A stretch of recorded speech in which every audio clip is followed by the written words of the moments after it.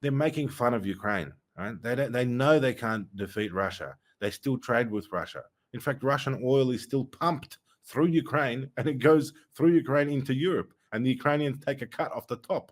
It's ridiculous, but that's what goes on. So this is all about virtue signaling. Australia's the same.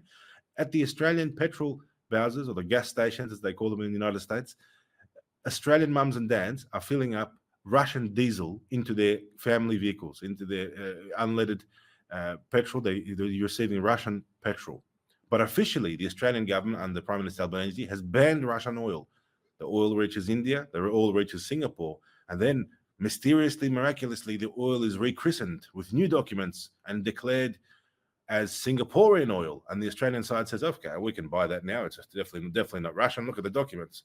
And the Singaporeans and the Indians make a nice 30% cut on the top, making billions of dollars, putting more pressure on families in Australia, just so the Australian Prime Minister can tell the media that he's sanctioned Russian oil. And that episode basically sums up the whole attitude of the West towards this conflict.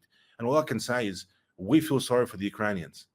As a Russian patriot, as a staunch Russian, of course, I'm born in Australia, but great-grandparents from the Russian Empire, I feel sorry for the Ukrainians because they're being used. And the sooner the Russian army liberates Ukraine and kicks out all of the NATO advisors and all of these NATO instructors, infiltrators that are currently holding Ukraine to ransom, the better it will be, and peace will be restored.